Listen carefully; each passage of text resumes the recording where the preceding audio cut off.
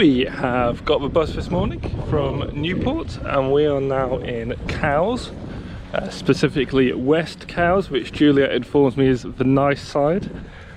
So this is a pretty quaint seaside town with nice views out across the Solent.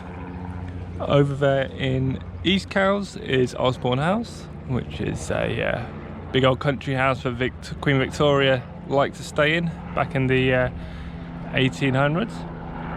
And we're just now going to be walking down the parade to go find a castle and some gardens. And here we are, a little bit along from Cowes, looking out across the Solent at the oil refinery over there. And swinging round we have Portsmouth over there with the Spinnaker Tower. And it's a fairly nice day today. We're just wandering around looking at what's going on. Probably of all the interesting things here for today, and next stop for us is going to be Carisbrooke Castle, which is back in Newport, and we'll be heading there this afternoon.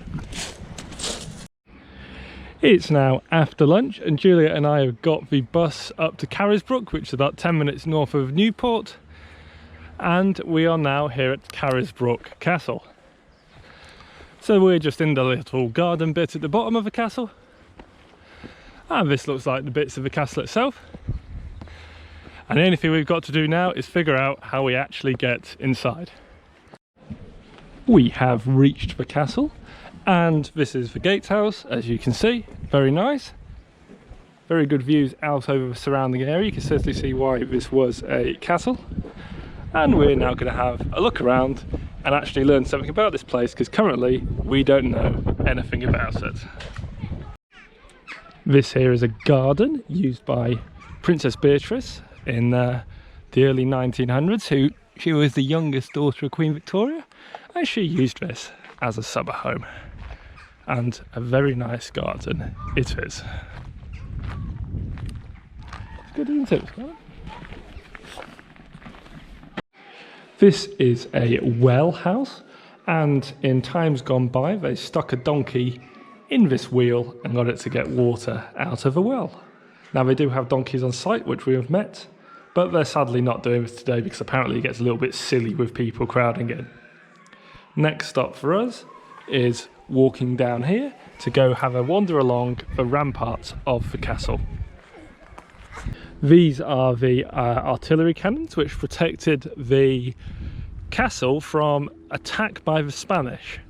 So originally this castle was a big old, more traditional sized castle, but in the 1500s, early 1600s, they changed it to be quite a low down star-shaped fort, and this is a lot better suited to defending against the Spanish. And these are the grounds around it where the Spanish would have tried to attack, but they never did attack. And there we have the castle in the distance over there. So we're here on the battlements and having a good old walk around, and we've got the lovely view of the castle and the garden in front of us, and looking out over here with a lovely view back over the Isle of Wight. We are now at the top of the keep here in the castle, and this would have been where the last ditch attempt to defend the castle would have been if the rest of it had been captured. Down here is the well that people would have used to get water if they were trapped up here, waiting for reinforcements. And we're just having a nice wander around up here. Juliet has found a viewing point.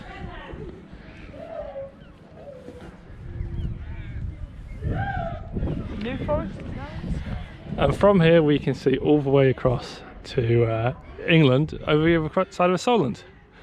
Really well defended place to be, and it really does dominate the surrounding landscape. So here is the keep here. This is pretty much it for us here in Newport. It's getting on a bit today, and we'll be heading down to our hotel soon. And then tomorrow we'll be getting the Island Breezer open top bus to Ryde. So unless anything else interesting happens today, that is the next time that we will see you. And here we'll do one last video. We've just walked down to the main courtyard. In front of me is the gatehouse. Swinging round we have a chapel.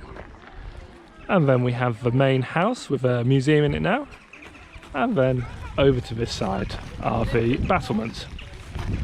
As I said before, really good day. And we're looking forward to getting to Ryde tomorrow. And here we have George thinking he's clever.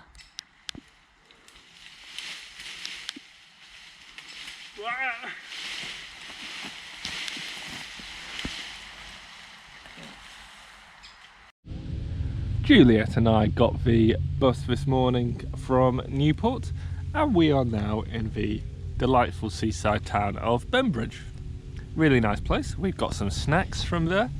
It's got about 4 shops, but considerably more charm and allure than Sandown had. Got more restaurants as well. We were cursing our luck for not staying here overnight, but anyway. So we're here now looking at the lovely view across to Portsmouth in the distance. You might be able to make out the Spinnaker Tower. And we're just going to be walking down the beach a little bit to have a look at what's around before we get the open top bus back to Ryde, where we are staying this evening.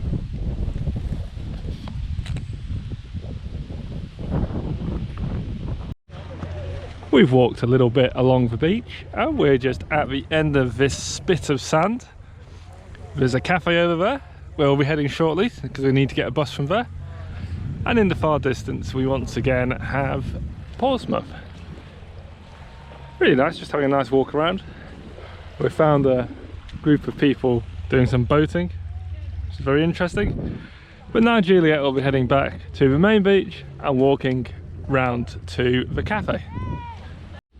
Juliet and I have got to Ryde and we are in our room in a pub called the Marine, very nice pub.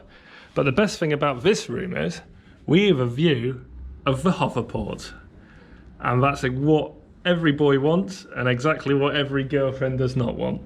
But it's good. This place is a bit more self-catering than others. It's got a kitchen and a little kitchenette. Having walked across the road from our hotel, we have now got the hovercrafts right in front of us.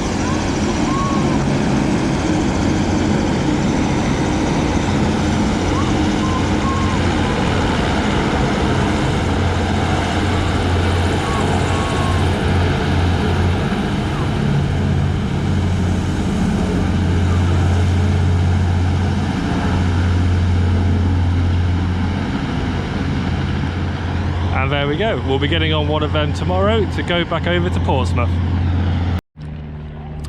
We are now on Ryde Pier. We have our ice creams.